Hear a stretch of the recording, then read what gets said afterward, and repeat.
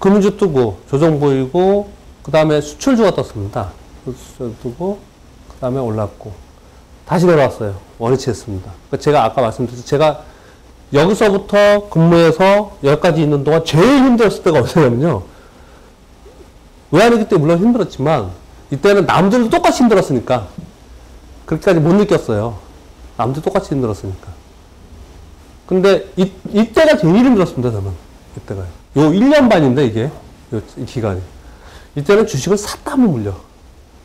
이 박스권에 있는 동안에. 그래서 주식시장에서 저는 제가 경험적으로는 제일 어려운 시장이 아까 말씀드렸듯이 상승시장, 하락시장, 하락후 박스시장. 여기는, 아까 거기는 상승후 박스시장. 이렇게 봤을 때, 하락후 박스시장이 차라리 하락하면은 하락에 대고 거래를 할 텐데, 그 리듬에 맞춰서. 이 하락후 박스시장은 반등할 것 같아서 사면 물리고, 할 것 같아서 사면 물리고. 그래서 굉장히 어려운 시기였습니다. 그리고 나서, 그 다음에 다시 또 요만큼 올랐습니다. 요만큼 올랐을 때는 뭐 때문에 올랐냐면요. 제일 많이 오르는 게 내수업종이 올랐습니다. 우리나라 내수업종이 오를 때 현대차도 오릅니다. 현대차도요. 우리나라 자동차 내수가 많아서요. 제일 많이 오른 게 현대차, 제일모직, 한섬. 제일모직이 굉장히 많이 올랐습니다. 많이 올랐다는 건 뭐냐면요. 시장보다 몇 번 훨씬 더 올랐다는 거예요. 많이 올랐다는 개념은요. 오버슈팅 했다는 거예요. 시장보다 더. 왜 그랬냐? 당시 대통령께서 내수부양 정책을 썼죠. 특수세이나, 지금 중국이 하고 있는 거예요. 특수세이나 했습니다. 그 내수부양 정책으로 인해서 굉장히 많이 올랐습니다. 이때 내수부양을 하려고 뭘 했어요? 카드를 했습니다. 그래서 저는 미국도 WDB 있을 거라고 생각이 들어요. 뭐 어떻게 정책적으로 어떻게 할지 모르겠지만 카드를 대학교 앞에서 막 찍어줬습니다. 막 찍어줬어요. 그 다음에 그래서 뭐가 나왔어요? LG카드 사태가 나왔습니다. LG카드 사태가. 그건 어쩔 수가 없어. 정책적으로. 내수부양을 하려고 했으니까요. 어쩔 수가 없었죠. 그걸로 인한 후유증이 생겼던 거죠. 후유증이. 그 후유증으로 인해서 LG카드 사태가 나타나고, 그 다음에 다시 올랐을 때, 2004년까지, 여기부터 여기까지 올랐을 때는 중국 투수가 있었습니다. 철강화학이 굉장히 많이 올랐어요. 하나 이렇게 눌러보세요. 한번 각자요. 굉장히 많이 올랐습니다. 그리고 나서 떨어졌다가, 여기부터 여기까지는 뭐가 올랐게요? 여기부터 여기까지는? 이때는 이제 사실 그 700에서 2000까지 가던 시절이었거든요. 조선주들도 많이 올랐죠. 근데 철강은 여기서 오르고 여기서 안 올랐어요. 여기서는 건설도 오르고 전반적으로 많이 올랐는데, 수출주들이 상당히 많이 올랐습니다. 전반적으로. 그리고 여기부터 여기까지는 제일 많이 오른 게 뭐예요? 우리 다 아시다시피? 조선입니다. 조선해운. 그럴 수밖에 없는 게, 조선해운은 이런 거잖아요. 금융회사 살리고, 원재료 갖다가 물건 만들어서 완성품 만들면 어떻게 해야 돼요?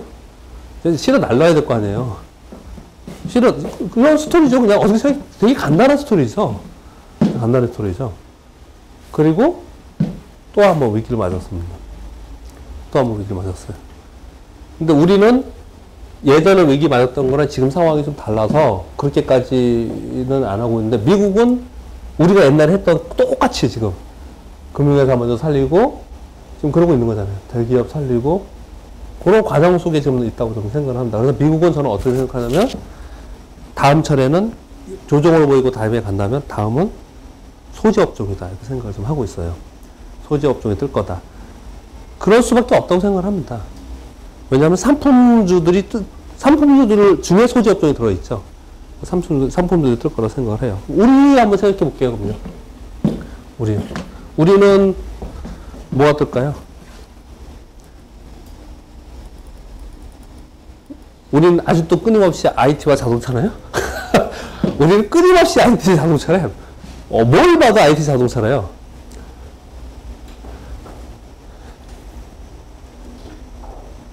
어렵죠. 왜 어렵다고 말씀드리냐면요. 우리는 각 업종의 손동점이 다 떴습니다. 그렇잖아요.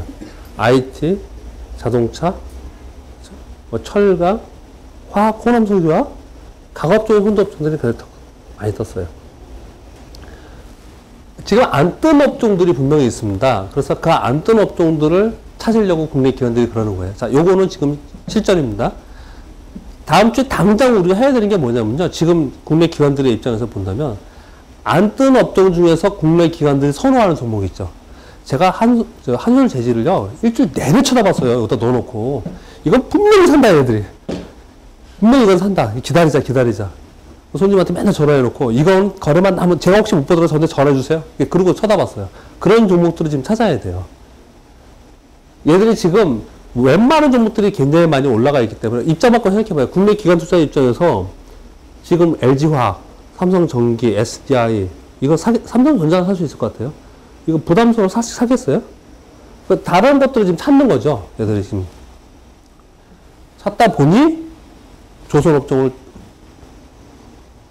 하게 된 거고, 찾다 보니 통신업종을 하게 된 거고, 찾다 보니 한국가스공사도 하게 되고, 가스공사만 오는 게 아닙니다. 이게 요즘에 통신업종이 어쩌고저쩌고 맨날 나오잖아요. 저는 약간 웃긴다고 생각해요. 아니에요. 왜 그렇게 생각하냐면요. 요즘에 이렇게 보면요. 이틀 빠졌는데, KTNG 같은 경우도 저점에 또 이렇게 급등을 해버렸어요. 지금 뭐냐면은, 소위 굴뚝주 중에 안 빠진 걸 찾아서 그냥 거래한 것 뿐이에요, 그냥. 저는 되게 일시적이라고 생각을 합니다. 가스공사도, 이게 가스공사가 뭐 이렇게까지, 물론 이슈는 있었습니다. KT도 이유가 있었고, 한전도 이유가 있었고, 다 이유가 있었지만, 강원랜드는 어떻게 됐네? 강원랜드는 약간 올랐네? 약간 말았네? 그러니까 안 오른 얘들이 건들 수 있는 것, 이런 것들을 가지고 요즘에 거래를 하고 있어요. 그 얘기 뭐냐면요. 그 얘기 뭐냐면, 지금 현재 주도 업종이 없다는 얘기죠. 현재 주도 업종이 없다는 얘기입니다. 전반적으로 상승을 했기 때문에. 그러면 주도 업종이 없으면은, 아까 말씀드리기를, 주도 업종을 찾아서 거래를 하라고 그랬는데, 그러면, 거래 못 하겠네요? 어떻게 해야 될까요? 어떻게 해야 될까요? 다시 절로 가겠습니다. 뭐냐면요. 이 침체기를 걷고 호황기를 걷고 다시 내려가 있는 상태에서는요. 항상 새로운 패러다임이 항상 있었습니다. 우리 외환위기 끝나고 있었어요? 우리 외환위기 지수 277까지 떨어진 다음에 그 다음에 새로운 패러다임이 생겼습니까? 생겼죠. IT 버블이 생겼잖아요. 코스닥 IT 버블이 생겼잖아요. 이번에 새로운 패러다임이 생겼죠. 그게 뭐예요? 그 작년에 우리 맨날 얘기한 게 녹색 성장이었습니다. 녹색 성장이었는데 지금은 이렇게 얘기하지 않죠. 잘. 지금은 딱 한마디로 표현을 합니다. 뭐라고 표현해요? 신재생 에너지라고 지금 표현을 합니다. 신재생 에너지를. 근데 저도 사실 뭐 전문가가 아니라서 잘 모르지만 그 리포트 같은 거 읽어보면 뭐 그렇다는 거죠. 왜 이거 가지고 그렇게 해야 되느냐. 왜 지금 제조업체는 지금 지원해가지고 살리자니 이거 힘들잖아요. 뭔가 좀 새로운 데서 고용 창출도 하고 해야 되잖아요. 예를 들어서 이렇다는 겁니다. 예를 들어서 전기차. 우리 전기차에 대해서 별 신경을 지금 안 쓰고 있는데 지금 모터스 하고 있습니다. 모터스에서. 전기차에는 차에는 철강도 들어가고 스마트 그리드도 들어가고 전기전자도 들어가고 온갖 산업이 다 들어가 있는 거기 때문에 어떻든 이걸 이슈로 삼아서 부각을 시켜서 계속 띄우는 거죠. 그러면 여기에 있는 각 산업들이 전부 다 포함이 돼서 살아날 것이다라는 개념을 가지고 있는 이런 개념이라는 거죠, 이게. 그렇다면 우리가 주도 업종을 만약에 못 찾는다 하더라도 아마 한동안은 신재생 에너지로 계속 할 가능성이 높다. 특히 우리나라는 더 하잖아요. 우리나라는 뭐 정치적인 잘하고 못하고 이런 걸 다 떠나서 잘 모르겠는데 전 그런 쪽에 별로 관심이 없거나 싫어하니까요. 근데 아무튼 너무나 친미적인 정책을 쓰고 있기 때문에 아주 즉각 반응을 하잖아요. 시장에서. 원자력도 즉각 반응을 했고 또 태양력도 즉각 반응을 했고 2차 전지도 그럴 것이고 자동차도 그럴 것이고 그래서 사실은 굉장히 많습니다. 근데 정리하겠습니다. 좀 너무 길게 했는데요. 길게 해서 좀 죄송한데 어떻게 정리를 저는 하고 싶냐면요. 이렇게 정리를 하고 싶습니다. 뭐냐면요.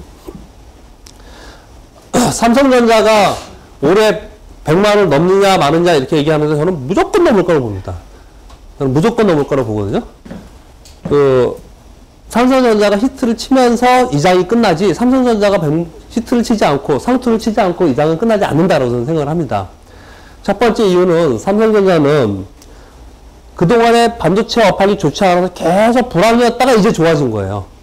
조선업종도 계속 안 좋았다가 조선업종 한번 올라갔다가 꺾인 거고요. 반도체는 삼성 SDI가 어떻게 움직이는지 아시죠? 지수 2000까지 가는 동안에. 그냥 한번 볼까요? 그냥? 지수가 2004년도에서 2007년까지, 2004년도에서 2007년까지 700에서 2000까지 간 거잖아요. 그 사이에 삼성 SDI의 월봉을 이렇게 딱 보면 2004년도에 17만 원이었을 때 2007년도에 지수 2000일 때 5만 원이었습니다. 5만 5천 원. 이렇게 반대로 갔잖아요. 우량주라는 개념은 없는 거예요. 그래서요. 사실은 자기 타이밍이 있는 겁니다. 주도 업종의 주도 종목의 타이밍이라는 게 있는 거죠. 이렇게 안 좋았습니다. 얘만 안 좋았던 게 아니고요. 전반적으로 좋지 않았어요. 전기전자가요. 삼성전자는 어땠을까요? 2004년도에 60만 원이었을 때 2007년도에 50 몇만 원. 얘도 빠졌네. 그 근처에 있거나 얘도 빠졌네요. 이랬단 말이에요. 이렇게 불황이었어요. 그랬다가 지금 가는 거기 때문에 얘는 이제 안 좋았다 가는 거기 때문에 탄력을 받을 수 있다는 점.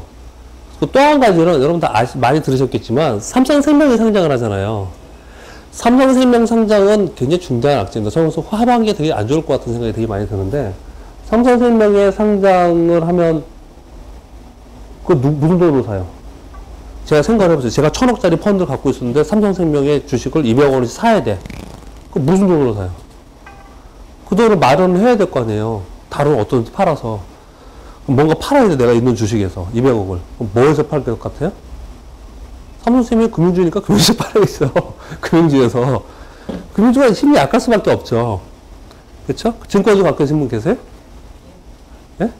증권주는 올라오기만 하면 조금만 올라오면 곧바로 발표할 겁니다. 뭘요? 유상증자. 이거 시장에 다 알려진 내용이에요. 누가 증권주를 해요 지금. 어차피 유상증자 할 건데 폭탄 맞을 건데. 그래서 금융주가 지금 안 되는 거거든요. 여하튼 다시 돌아가겠습니다. 삼성생명이 상장을 하려면 삼성생명 상장에 뭐 여러 가지 이유가 있지만 주된 목적 중에 하나가 후계구도잖아요. 삼성생명이 후계구도가 성공시키고 극대화시키기 위해서는 삼성생명의 공모 가격을 극대화시켜야 되거든요. 최대한 높여야 되죠. 최대한. 삼성생명의 공모가를 최대한 높이려면 삼성생명은 보험회사가 주식을 제일 많이 가지고 있는 거 아시죠? 우리나라 주식은 보험회사가 제일 많이 가지고 있어요. 삼성생명에서 가지고 있는 주식의 주가가 올라야지 이게 오르는 거잖아요. 삼성생명이 뭐 가지고 있어요?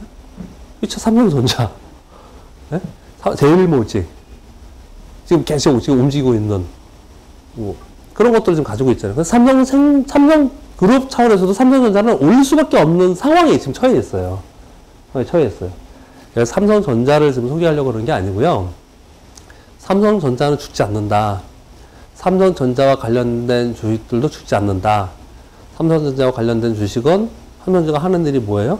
반도체, 휴대폰, 가전 이런 것들이잖아요. 그거와 관련된 것들이 거의 대부분 IT와 관련된 코스닥 종목들입니다. IT에 관련된 코스닥 종목들은 우연찮게도 그 반도체 소재 업종은 태양력, 장비 업종은 풍력 다 걸쳐 있어요. 얘네들이 전부 다 걸쳐 있습니다. 그래서 이슈 정책에도 맞고 업황에도 맞고 그래서 보면은 예를 들어서 뭐 아토 같은 거 이렇게 보면요. 되게 황당해요. 보면 여기 지금 안 들어와 있는데 저는 이제 이렇게 차트를 어떻게 보면요. 나중에 이제 말씀드릴게요. 이게 기본 차트면요. 차트에 지표를 기술적 분석을 안 보고요. 외국인 증감 수량하고 그리고 기간 증감 수량 요거를 놓고 보거든요. 이거 보세요. 이 아토는요. 작년에 9월달, 11월, 12월, 11월 달에 장 빠졌죠. 얘는 이게 별로 안 빠졌거든요. 이 아토라는 종목은요. 작년 9월 이후에 10월 이후에 국내 기관들이 계속 관리하고 있습니다. 계속 사면 이게 국내 기관들의 매수예요.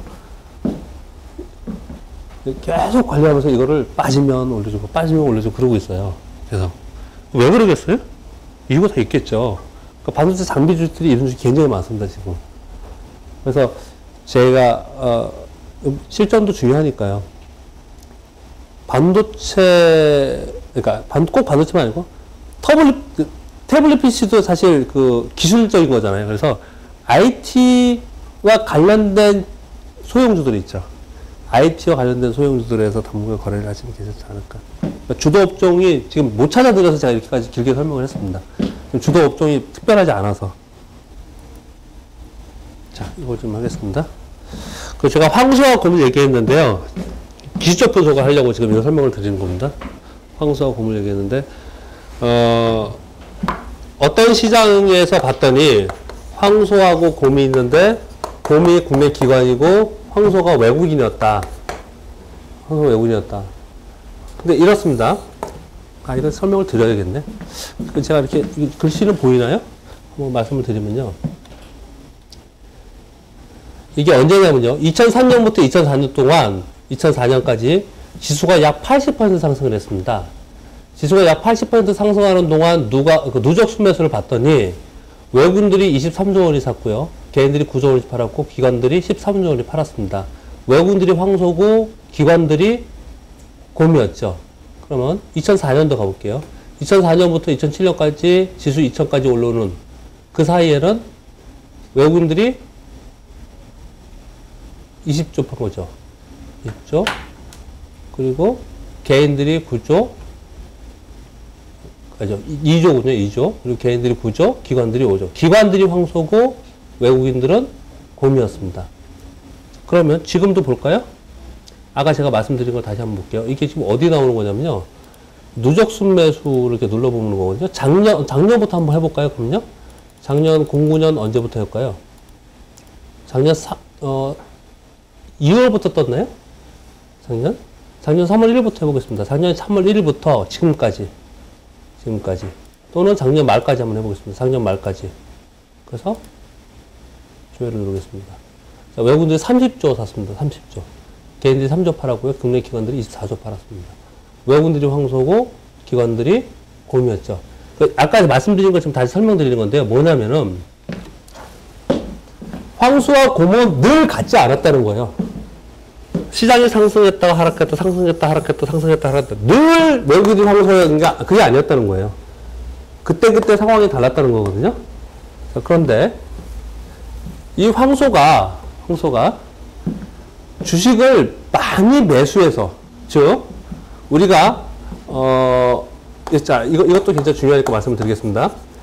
프로그램 매수 있죠. 프로그램 매도는 공격적 매수가 아닙니다. 얘는 보수적 매수입니다. 보수적. 공격적 매수, 보수적 매도로 제가 설명을 드릴 건데요, 이제요. 주식을 거래할 때 이걸 보고 거래를 하거든요.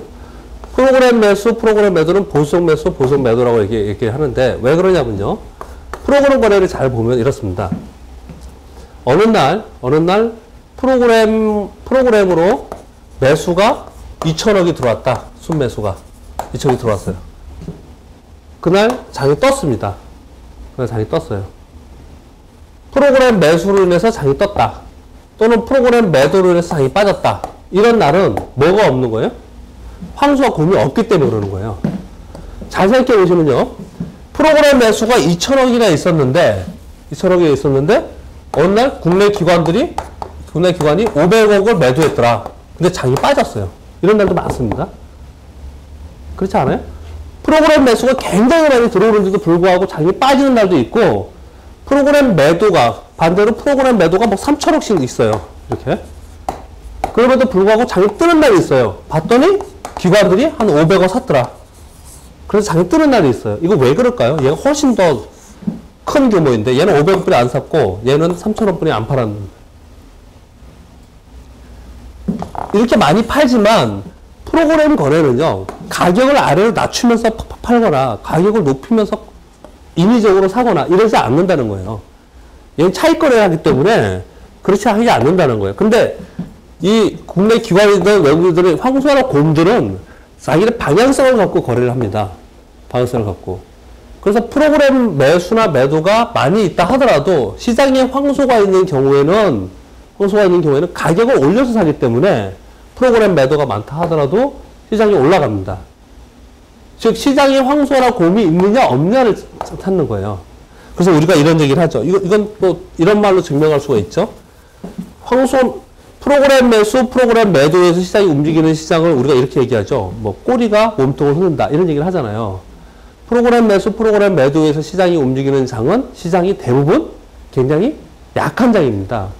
시장이 굉장히 약하다는 거는 시장에 매저가 없다는 거예요. 프로그램 매수, 매도에서 그냥 휘청휘청 그냥 해버리는 거예요. 매저가 없이 움직이기 때문에. 시장에 매저가 있는 경우에는 그렇지 않다는 건데 왜 그러냐면 만일 외국인들이 5천억을 매수했다. 5천억 매수했다. 이 5천억 매수했다는 얘기는 보유적 매수가 아닌 주식을 많이 매수해서가 아니고 반대로 외국인들이 5천억 매수하는 동안 또는 국내 기관들이 뭐 한 3천억 매수했다.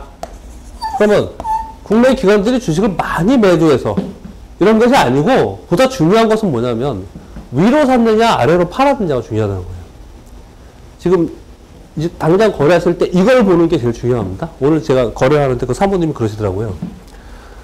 아, 제가 보니까 이 종목은 오늘 사는 사람이 있습니다. 이 종목은 오늘 안 빠질 것 같아요. 이거는 오늘 더 사도 될 것 같습니다. 뭘 보고 그러냐요. 그래서 제가 저도 잘 모르겠는데요. 그냥 이렇게 보면 그렇게 느낌으로 얘기한다고 그냥 그렇게 말했거든요. 근데 사실은 답은 있죠. 뭐냐면 소위 말하는 체결 강도입니다. 체결 강도. 주식을 위로 사는 게 많으냐, 아래로 파는 게 많으냐는 거예요. 근데 이거를 전업 트레이더, 데이 트레이더는 체결 강도를 보지 않고 눈으로 봅니다. 눈으로 보면 어떻게 알 수 있죠? 여기 매수 매도 호가가 있잖아요. 이렇게 보통 우리 왼쪽에 매도죠. 왼쪽에 매도, 오른쪽에 매수 이렇게 호가가 있잖아요. 이렇게 호가가 있죠? 잘 이렇게 보면요. 이렇게 쳐다보고 있으면 하루 종일 자기 주요, 내가 살려고 하는 종목을 쳐다보고 있는 거죠. 이렇게 쳐다보고 있으면은 매도가 이렇게 나와요. 그럼 호가 변하잖아요. 또 매도가 나와, 호가가 변해. 또 호가가 들어와. 또 매도가 나와, 또 호가가 들어와. 이래요. 계속 여기서 왔다 갔다 이렇게 하다가 지수가 탁 오른다든지 뭐가 딱 나왔을 때 얘가 한 번을 살 때 여기부터 여기까지 드르륵 다 사버려. 그러다 또 내려와. 이런 게 있습니다. 이거 보고 있지 않으면 몰라요. 그걸 못 느낍니다. 살 때는 지가 맨날 이렇게 쫙 받치고 있다가, 고관리에서 받치고 있다가, 팔 때는 또 단위도 이렇습니다. 단위도 1000주 팔고, 2000주 팔고, 이러다가 살 때는 2만주 탁 사고 또 가만히 있어. 이런 종목들이 발생이 돼요. 이것을 공유점 매수라고 하고, 이것을 매집이라고 표현을 하는 거죠. 이것을 장중에 보는 겁니다. 즉, 어떤 시장이든 간에 어떤 종목이든 간에 주식을 위로 사느냐 아래로 파느냐 제가 읽어보겠습니다. 거래는 매수자와 매도자의 체결에 의해서 결정이 됩니다. 매수가 많다는 의견은 그만큼 매도도 많았다는 거거든요. 이렇게 사니까 조금 더 구체적으로 말씀드릴게요. 만일 어떤 종목에 아까 제가 한솔재지 이렇게 말씀을 드리면서 또는 뭐 어제 현대차가 그랬고요. 잘 이렇게 움직이다가 어느 날 갑자기 거래량이 이렇게 증가하면서 양봉이 이렇게 크게 난 종목이 이렇게 발생이 됐어요. 평소에는 한 10만 주 10분이 거래가 안 돼요. 근데 이날은 거래량이 50만 주 거래량이 됐다. 그럼 갑자기 증가한 거잖아요. 갑자기 많이 증가했잖아요. 이렇게 거래량이 많이 증가했는데 장대 양봉이 났어요. 그러니까 우리는 어떻게 해요, 이런 종목을요? 이런 종목 우리는 매수하지 않습니까? 그렇죠. 근데 이렇게 얘기합니다. 매수하는데 기관이 매수가 뭐 50만 주 중에 한 20만 주가 있었다. 그러면 기관이 주식을 많이 매수해서 떴다. 기관이 주식을 많이 매수했기 때문에 다음날 뜰 거다. 이게 틀린 얘기라는 거예요, 제 얘기는요. 무슨 얘기냐면 기관이 20만 주 샀으면 또는 기관이 50만 주 샀으면 반대로 누군가는 그만큼 또 팔았다는 겁니다. 이건 체결량이에요. 25만 주, 25만 주가 아니고 체결이 50만 주입니다. 누군가 또 매도자도 50만 주를 판 거예요. 근데 올랐다는 얘기는 왜 올랐다는 거예요? 산 사람들이 가격을 올렸다는 거. 이게 중요한 거. 이게 핵심입니다. 이게 주식을 볼 때의 핵심이에요. 가격을 올려 샀다는 거. 장중에 보면서 이렇게 보면서 가격을 올려서 하는 애들이 더 센지 가격을 내려서 파는 애들이 더 센지를 보면서 그 종목을 체크했다 거래를 하는 거예요. 근데 그것을 우리가 하나하나 다 못 보잖아요. 그래서 봉으로 보는 겁니다. 차트로. 거래량 증가하면서 장대 항목이 났다고 내일 뜨는 건 아니잖아요. 사실은 그런 건 아니잖아요. 근데 우리가 믿는 건 뭐냐면 오늘 산 메이저가 가격을 올려서까지 샀다 이거죠. 이걸 가격을 올려서까지 샀다. 그렇기 때문에 얘의 힘에 의해서 올라갈 거라고 생각을 우리가 하는 것 뿐이에요. 그래서 가격을 올려서 샀느냐 내려서 샀느냐가 굉장히 중요한데 그것을 뭐라고 표현하냐면 저는 이렇게 표현합니다. 공격적 매수, 공격적 매수, 공격적 매도. 그리고 보수적 매수, 보수적 매수, 보수적 매도. 이렇게 네 가지로 저는 분류를 합니다. 이렇게요. 그래서 어떤 종목을 볼 때 오늘 매도가 분명히 있는데 보수적 매도예요. 그럼 팔지 않겠다는 거죠, 나는. 팔지 않겠다는 거죠. 보수적 매도가 뭐예요? 위에다 걸어 놓는 겁니다, 그냥. 밑에다 내리지 않아요, 가격을. 그냥 걸어만 놓고 있어요. 이건 팔지 않겠다는 거죠. 반대로, 그럼 보수적 매수는 더 이해가 쉬울 수 있겠죠. 보수적 매수가 있는 거는 나 사지 않겠다는 거죠. 사지 않겠다는 거죠. 보수적 매수의 대표적인 게 뭔지 아세요? 한번 생각해 보세요. 보수적 매수 대표적인 게 뭘 것 같아요? 프로그램 매수도 있다고 제가 말씀드렸고, 또 어떤 게 보수적 매수 대표적일 것 같아요? 자사주 매수. 그 가격을 올려요? 안 올리잖아요. 그 대놓고 사잖아요. 대놓고 사잖아요.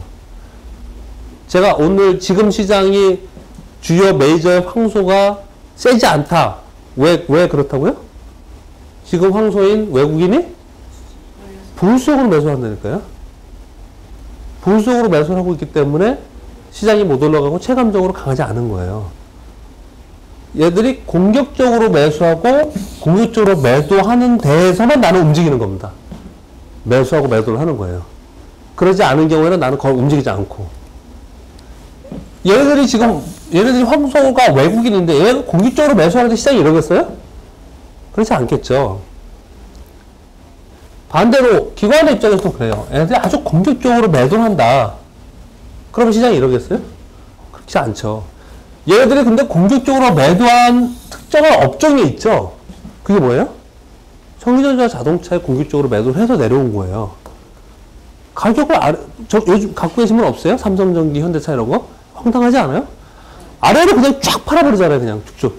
몇만 주씩. 그냥 팔아버린다고요. 그것을 공격적 매도라고 표현을 한다는 거예요. 내가 가지고 있는 종목을 이렇게 보고 있는데 공격적 매도가 나오면 가지고 있으면 안 된다는 얘기예요. 공격적 매도가 나오면. 그리고 내가 어떤 걸 사려고 한다.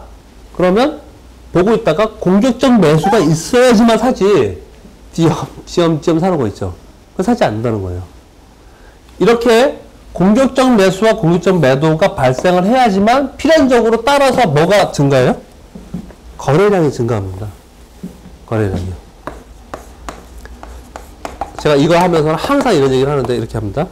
사실 제가 데리고 있는 그 친구들이 하여튼 애들이 독사 같아요. 그런 표현이 정확할 것 같아요. 정말 센 종목을 잘 봐요. 종목을 잘 보는 것 같아요.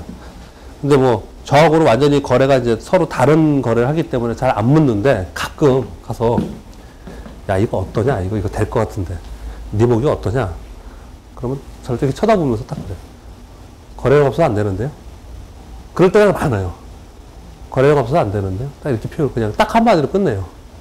거래량 없으면 아예 안 해요. 그냥. 거래량이 없다는 얘기는 이런 게 없었다는 거예요. 생각을 해보세요. 가격을 막 위로 샀어요. 가격을 위로 막 사면은 거래량이 수반이 안 되겠어요? 가격을 막 아래로 밑으로 팔았어요. 거래량 수반이 안 되겠어요? 이 거래량이 기본적으로 수반이 된 상황에서 그런 상황에서 움직이겠다는 거예요. 전업투자들은 데이 트레이더들은 전부 다 얘를 기본으로 합니다. 거래량을 기본으로 합니다. 반드시 거래량이 있어야지만 내가 같이 거래를 한다. 그리고 공격적 매수와 공격적 매도가 있는 상황에서만 거래를 한다. 공격적 매수가 있으면은 사실 당연한 논리를 얘기하는 겁니다. 공격적 매수가 있으면 양봉이 나겠죠. 가격을 위로 샀으니까. 공격적 매도가 있으면 당연히 음봉이 나겠죠. 가격을 아래로 팔았으니까. 그래서 제가 봉을 이것 때문에 이렇게 설명을 하는 거예요. 한 이 정도까지 할게요. 이거 하면서요. 저는 기적 분석을 이거 하나로 그냥 해요. 끝내요. 그냥. 볼리저 밴드, 스토캐스틱, 일목균형표. 저는 근데 볼리저 밴드하고 밀리언 퍼센트알을 봅니다. 괜히. 밀리언 퍼센트알이, 스토캐스틱하고 뭐, 그렇게 별 다르지 않는데요. 어느 날 갑자기 봤더니 그게 저 체질에 맞는 것 같아서 저는 밀리언 퍼센트알을 봐요. 그리고 볼리저 밴드하고 두 가지를 보는데, 근데 그건 이제 보조 지표이고요. 기본적인 차트, 우리가 보는, 흔히 보는 차트.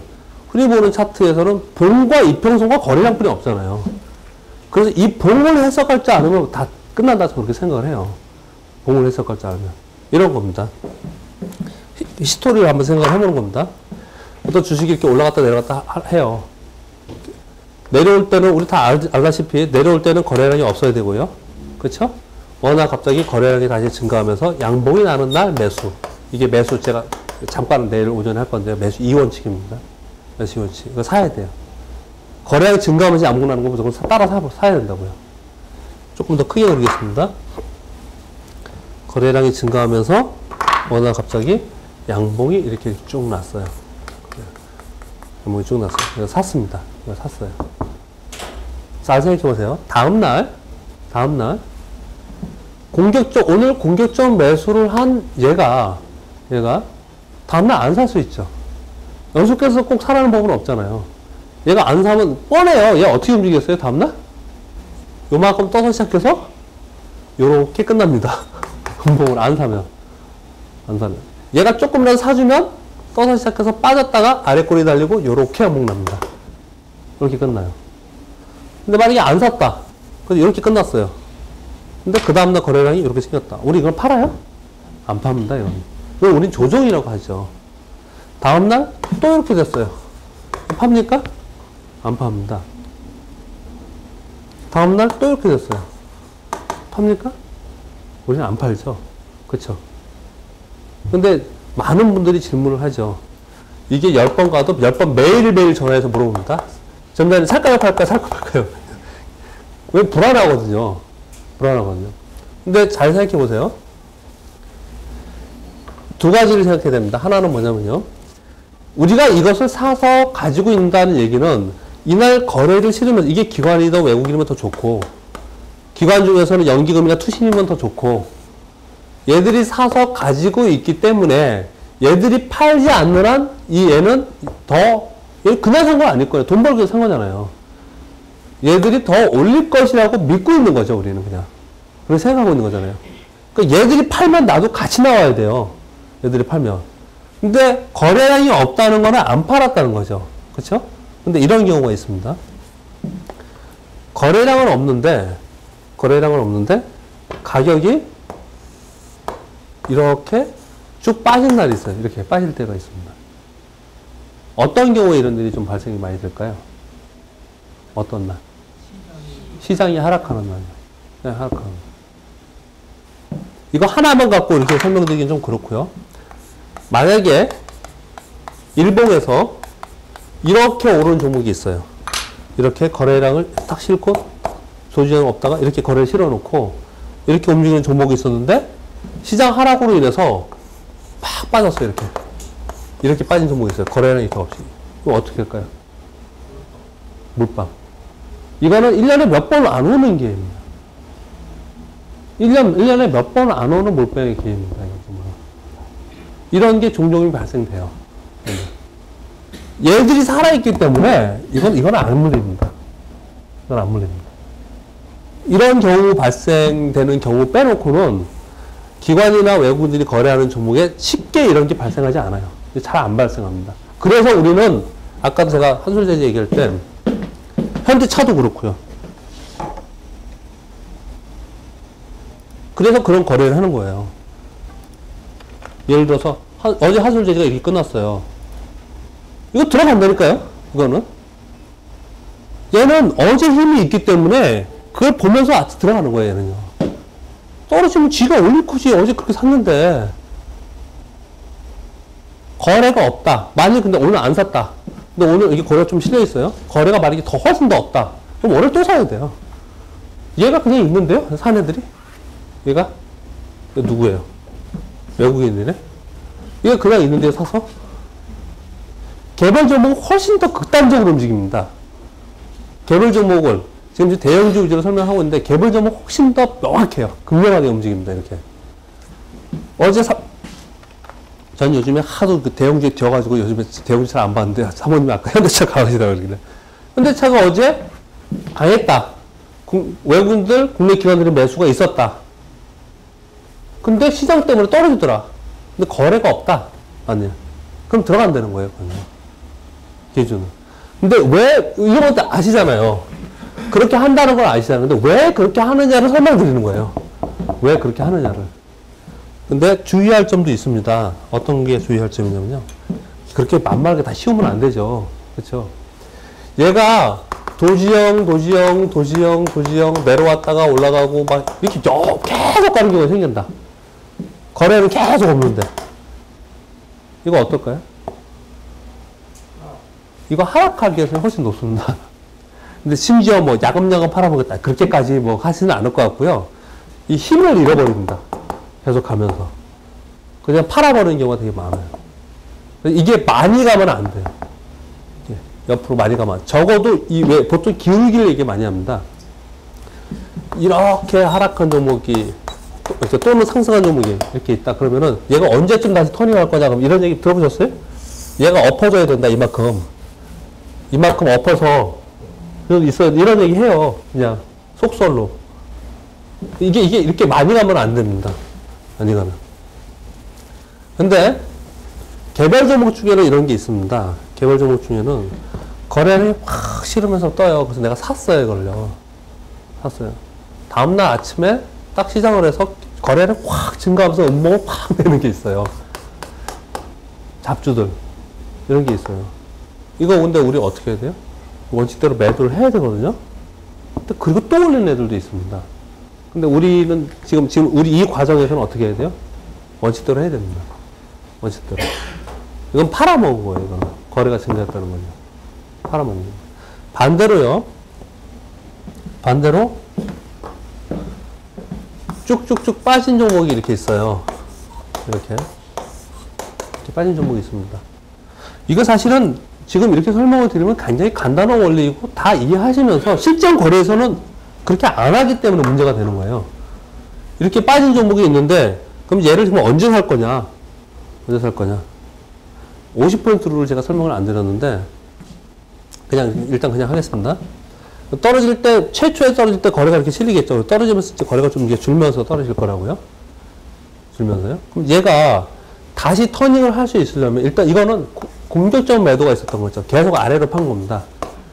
계속 아래로 팔았을 경우에는 만약에 공격적 매수로 올라간 거는 매수한 사람들이 능동적으로 더 올리겠다, 더 좋다라고 산 거잖아요. 그쵸?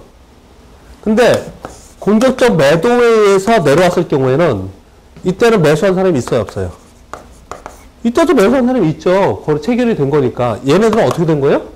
얘는 능동적인 게 아니라 피동적인 거죠. 얘는 그냥 얻어맞은 거예요. 그래서 얘는 다 물려 있습니다. 그래서 차트도 보통 기법 분석의 그 지지선 저항선을 그릴 때 얘네는 물려 있기 때문에 밑에 내면 안 돼요. 얘네는 위에다 긋고요. 얘네는 아래에다 긋습니다. 지지하기 때문에. 이렇게 긋거든요. 근데 여하튼 얘네들은 물려 있으니까 이렇게 됐다면 지금 다 물린 애들이 있는 거잖아요. 그러면 그것을 소화하고 가야 되거든요. 소화하고 가기 위해서 필연적으로 있어야 될 게 뭐예요? 거래량이 있어, 거래량이죠. 이 거래량이 있어야지만 올라갈 수 있습니다. 근데 그렇지 않고 거래량도 없고 요렇게 도지역이 생기든지 또 양봉이 이렇게 난다든지 막 이 옆에서 왔다 갔다 이렇게 해요. 그냥 만약에 이렇게 왔다 갔다 해요. 아, 이거 이제 바닥 찍었나 보다. 이제 사자. 분할매수 하자. 이러신 분들이 있거든요. 이거 안 된다는 거죠. 제가 지금 이거 일봉으로 얘기하는 게 아니에요. 단기거래도 분봉에도 똑같다는 겁니다. 이렇게 움직였다 하면 안 된다고요. 반드시 거래량을 수반해야 돼요. 거래량을 크게 수반하면서 뭐가 생기면 된다고요? 도시요.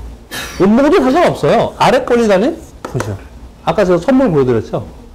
이렇게만 생기면 돼요. 거래량만 있으면 돼요. 이건 뭐냐면 물량을 받고 간다는 거예요. 물량을. 얘들의 힘에 의해서 갈 수 있다는 거거든요. 더 확실하게 하려면 어떻게 되겠어요? 거래량 싣고 도시형 하나 주고 그 다음에 이만큼 거래량이 아니다 하더라도 이렇게 올려서 양봉이 이렇게 발생을 하면 이렇게 생긴 건 우리 뭐라 그러지 아세요? 공에서 모닝스타라고 합니다. 모닝스타는 굉장히 잘 맞습니다.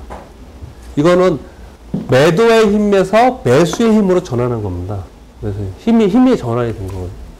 그럼 얘네들은 다시 올라갑니다. 이렇게 올라간다고 해요. 근데 이런 모닝스타, 뭐 이브닝 스타, 뭐 여러 가지 뭐 구름명, 흰 구름명, 먹구름명 이렇게 여러 가지 유형들이 많이 있잖아요. 근데 저는 사실 그거 다 필요 없다고 생각합니다. 전부 다 필요 없다고 생각합니다. 매수의 힘만 딱 보는 거예요, 그냥요. 매수의 힘만. 여기에 그려 있거든요. 거래량과 힘만 보면 그려 있거든요. 그래서 이렇게 생각합니다.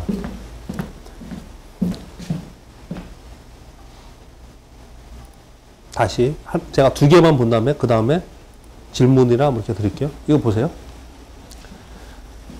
이걸 보시면서 최근에 이걸 보시면서요. 이 황소가 세요? 곰이 세요? 이 종은 황소가 세요? 곰이 세요? 곰이 세다고 생각하십니다. 황소가 세다고 생각하십니다. 그럼 얘는 가는 겁니다. 얘는요. 또는 예를 들어서 오늘 어떤 선배님이 이거 오늘 장이 그렇게 나쁜데 OCI가 오늘 올랐는데 실제 올랐습니다. 오늘 악재가 나오면서 저점을 찍었어요, 얘가요. 악재가 나오면서. 오늘 거래를 수반하면서 양봉이 나서 비교적 좋습니다, 사실. 사실 좋아요. 그렇지만 얘는 황소가 세요, 곰이 세요? 얘는 곰이 셉니다. 얘는 곰이 센 거예요, 지금요. 이 차트를 보시면서 지금 제가 지금 말씀드린 개념으로만 그냥 보는 거예요. 저는 그래서 그림을 보듯이 보라고 맨날 얘기를 합니다. 그림을 보듯이. 차트를 딱 보면서 있죠? 한번 갖고 계신 거 있어요? 피곤하시구나. 한번 갖고 계신 거 있어요? 조심. 아무거나 얘기해 보세요. 현대모비스요? 이거 황소가 세요? 곰이 세요? 곰이요? 남들이 곰이 써야 되는데요? 한번 해보시면 어때요? 이렇게 가고 있는데요? 옆으로요? 옆으로? 그냥 홍보? 옆으로 길게 홍보니까 그건 이제 주봉을 봐야겠죠. 그쵸? 이렇게 주봉을. 어떻게 생각하세요? 곰이 센 것 같아요?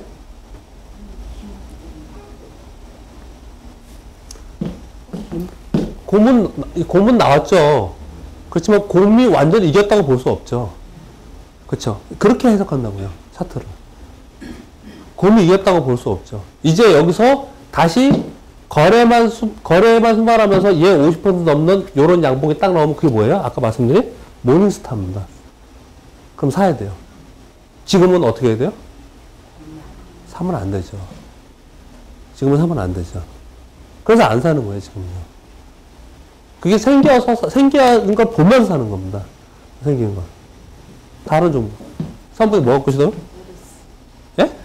LS요? 그리고 다행이네, LS 갖고 오셔서. LS 산전은 더. 이거는 곰이 세요, 홍소가 세요? 이거 곰이 세잖아요. 근데 이미 다 지나갔으니까 그런 거 아니냐? 아니죠. 곰이 나타날 때 팔라는 거예요. 공격적 매도가 곰이 나타나면 팔라는 거예요. 특히 거래에 실린 곰이 나타나면 팔라는 거예요. 제가 어저께 그럼 제가 주식을 되게 잘하는 것 같아요. 그게 아니고요. 저도 요번에 실패한 게 하나 있습니다. 뭐냐면요. 제 삼성전자 되게 좋게 얘기하잖아요. 저는 삼성전자를, 그 사모님을 삼성전자를 가지고 15% 정도를 목표로 잡고 갑시다. 그래가지고 전체 투자 금액의 많은 비중을 삼성전자를 사서 갖고 있었습니다. 사실은 저도 잘못했어요. 근데 그분이 지난 연말에 저보고 전화가 왔어요. 삼성전자가 정말 갈 것 같네요. 전고점 돌파하고. 아주 갈 것 같습니다.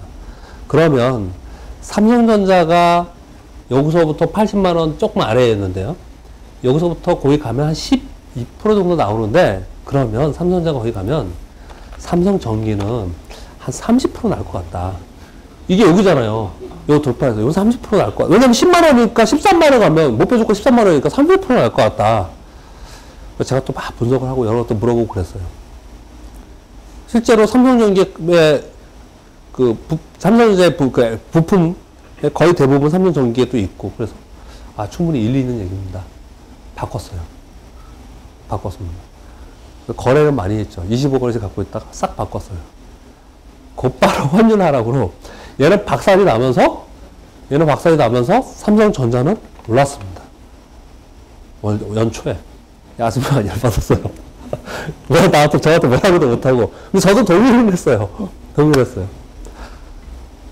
삼성전기를 가지고 손절매를 했습니다. 손절매를 했어요. 왜요? 아니, 곰이 나타났는데 이걸 어떻게 갖고 있어요? 이거 보세요. 이날 벌써 거래 증가 논봉이 나왔죠? 그래서 곰이 벌써 나왔잖아요. 근데 갖고 있었어요. 내려가. 그럼 또 더 큰 곰이 나와서 안 됩니다. 안 됩니다. 손절매했습니다. 어떻게 했는지 아세요? 또 샀어요. 또 손절매했습니다. 다행히 근데 깨지지 않았어요. 왜 안 깨졌냐? 그만큼의 비중을 뭘 갖고 있었냐면요. 현대제철하고 두산인프라코를 갖고 있었습니다. 제가 두산인프라코 설명하려고 지금 시트를 그냥 얘기했어요. 그냥. 두산인프라코를 보면서 비교를 좀 해드리겠습니다. 어제 그저께 급락을 했죠. 이 종목들이요. 이게 급락을 했잖아요. 이 두산인프라코하고 두산하고 차이점이 약간 있습니다. 지금 여기서 보면 좀 크게 안 나오는데, 이것 때문에, 이 큰 거래 때문에 안 나오는데요.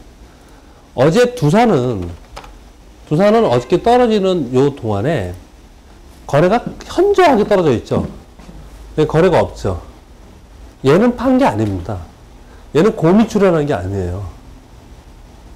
이 시장에 의해서 이렇게 움직인 것 뿐이지 곰이 출현한 게 아니에요. 오늘 플러스 나잖아요. 근데 어제 빠질 때 거래량을 크게 실으면서 빠진 거 있죠. 어제 오늘. 얘는 안 되는 겁니다. 얘는요. 거래량을 크게 실으면서 빠진 거. 오늘 그래서 어제 얘는 거래를 실었어요. 그래서 어제 일부를 또 정리했어요. 이걸요. 그리고 오늘 또 그러니까 이제 이 사모님 또 이제 열받았어요. 그래서 이걸 다 팔재요. 다 팔고 면 사자. 제가 볼 때 사모님 생각을 해보세요. 이게 지금 화내지 마시고 상식으로 돌아갑시다. 얘가 2만 원을 그 힘줬던 2만 원을 이렇게 돌파했는데 이제 다시 들어왔는데 여기서 팔면 바닥에 팔려고요? 바닥에 팔려고? 그리고 다행스럽게 그렇게 크게 거래가 증가하지 않았다. 이거 만약에 오늘죠. 반대로 이렇게 이 거래량보다 큰 거래량이 이렇게 생기면서 도지형이 나타났으면 제가 어땠을 것 같아요? 샀습니다. 이건 샀다고요. 떨어져서 도지형이잖아요. 이건요. 떨어져서 도지형이에요. 제가 일봉으로 계속 얘기하니까 데이 트레이딩 하면서 왜 자꾸 일봉 얘기하냐. 이거 분이라고 생각하라니까요. 분도 똑같아요. 똑같이 그렇게 봅니다. 근데 일봉을 더 이렇게 쉬우니까 일봉으로 이렇게 말씀을 드리는 거예요.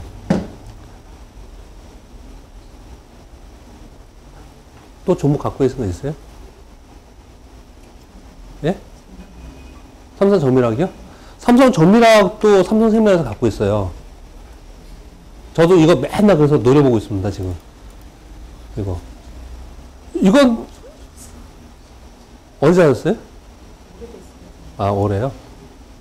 그렇다면 지금 내용하고 좀 다른데? 제가 보기에는 오늘 샀어야 되고, 월요일날 가서 빨리 사고 싶은 딱 그 차트네요? 사야죠. 이거요. 왜? 떨어지는 동안에 샀던 그놈들이 거래 실으면서 사놓고 가만히 있다가 떨어지는 동안 지들이 팔았냐? 안 팔았어요. 이거는 강한 거죠. 이거는 올라가는 거죠. 그러니까 지금 배우시는 것만 지금 제가 하는 거예요. 지금 배우시는 거. 반드시 거래 증가한 음봉이 발생되는 곰 있죠. 곰이 나타난 것을 가지고 얘는 가치로 볼 때 더 빠지진 않아. 빠지더라도 반등은 줘. 이렇게 하시면 단기 거래를 하지 말아야 됩니다. 단기 거래자가 그렇게 하시면 안 됩니다. 단기 거래를 하시려고 마음 먹는, 그러니까 전체 자금을 다 단기 거래 하지 마시고요. 아까 말씀드린 대로, 투자의 개념으로 어느 정도 좀 두시고요. 나머지 금액으로 단기 거래 한다면 단기 거래 할 자금은 반드시 단기 거래를 해야 돼요. 반드시. 아, 근데 이런 건 있습니다. 단기 거래 하려고 그랬는데 상한가 왔으면 어떡하냐. 그래서 가지고 가야죠. 매도 신호가 안 나오면 가지고 가는 거죠. 그래서 저는 사실 단기 거래의 개념, 데이 트레이딩의 개념을 어떻게 생각하냐면 이렇게 생각합니다. 하루에 안에, 그러니까 짧은 시간에 판단하는 스캘핑, 하루 안에 거래한다는 데이 트레이딩, 며칠이나 몇 주 한다는 스윙의 개념이 아니고요.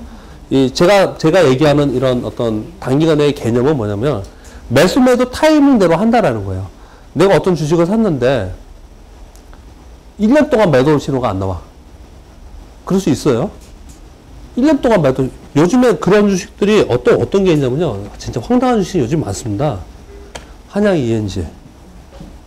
얘는 언제부터 매도 신호가 없냐면요. 얘는 매수 신호라고 보기가 애매하고요. 황소가 언제쯤이냐 생각을 해보세요.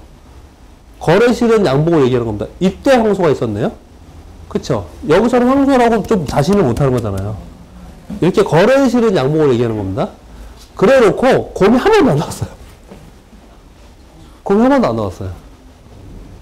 그럼 뭐 그냥 가야죠. 이 개념을 가지고요. 이 개념을 가지고 내일부터 단기 거래를 하겠습니다. 단기 거래. 분으로 가지고 거래를 하겠습니다. 여기까지 질문 좀 받겠습니다.